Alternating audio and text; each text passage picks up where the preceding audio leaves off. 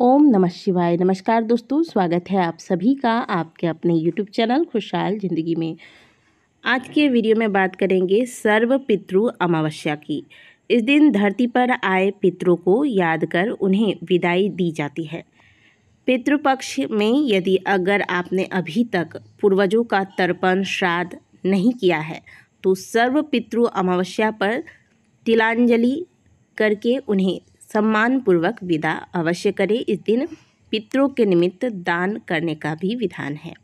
साल 2025 में सर्व पितृ अमावस्या 21 सितंबर दिन रविवार के दिन मनाई जाएगी और संयोगवश इसी दिन साल का आखिरी सूर्य ग्रहण भी लगने जा रहा है। हालांकि इस बार जो सूर्य ग्रहण लगने जा रहा है वह भारत में दृश्य नहीं होगा तो सूतक काल भी मान्य नहीं होगा।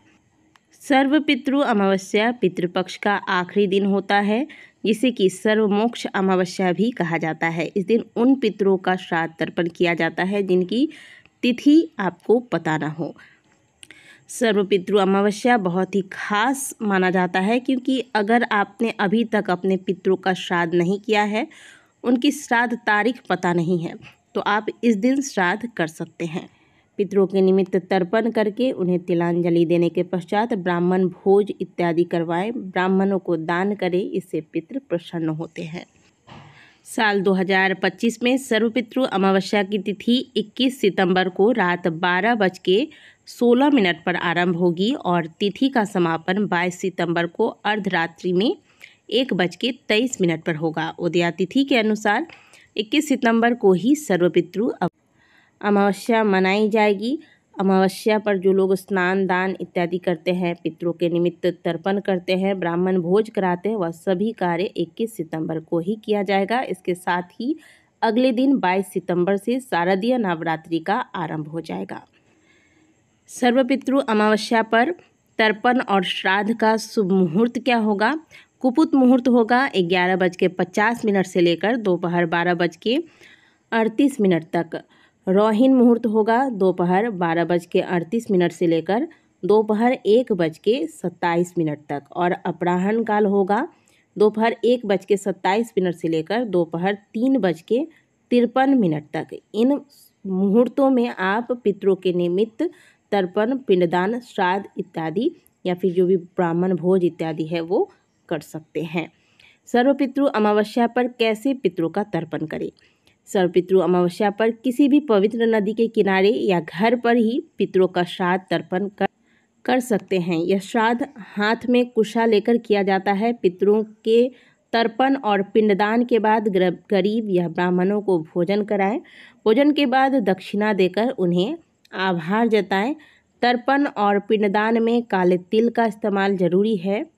पितरों का श्राद्ध करने के बाद गाय, कौवा, कुत्ते और चींटी जैसे जीवों को भी भोजन का एक एक अंश अर्पित करें। इसके बाद पितरों की आत्मा शांति के लिए प्रार्थना करें। कहा जाता है कि सर्व पितृ अमावस्या पर अंतिम भाग लेने के बाद सभी पितर नदी, तालाब, सरोवर के पास जाते हैं। वहाँ जल ग्रहण करके पुनः वहाँ से अपने परिजनों को आशीर्वाद देकर अपने लोक को वापस लौट जाते हैं। इसलिए आज के दिन एक कार्य अवश्य करना है। शाम के समय यानी कि जब पूरा अंधेरा हो जाए उस समय आपको यह उपाय करना है। एक दीपक ले लीजिएगा, इस दीपक में आपको घी भर देना है और यह दीपक आपके घर के आसपास जो भी नदी, तालाब, सरोवर है वहाँ ले जाकर दक्षिण दिशा की ओर मुँह करके पितरों का ध्यान करते हुए आपको लगा देना है। यह एक अंतिम उपाय है जो आपको अपने पितरों की विदाई के लिए करना है। सर्व पितृ अमावस्या पर शाम के समय जब पूरा अंधेरा हो जाए इसके बाद इस उपाय को अवश्य कीजिएगा। इस प्रकार से हम अपने पितरों के प्रति अपनी श्रद्धा व्यक्त करते हैं और पितरों की विदाई करते हैं और पितृ भी प्रसन्न होकर जाते जाते हमें अपना आशीर्वाद दे जाते हैं।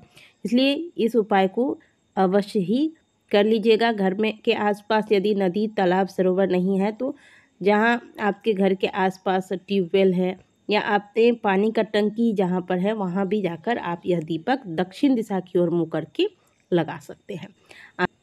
आशा करते हैं कि दी गई जानकारी आपको अच्छी लगी होगी। वीडियो अगर आपको अच्छी लगी है तो वीडियो को वीडियो को लाइक ज़रूर कीजिएगा। मिलते हैं आपसे अगले वीडियो में, तब तक के लिए ओम नमः शिवाय, हर हर महादेव।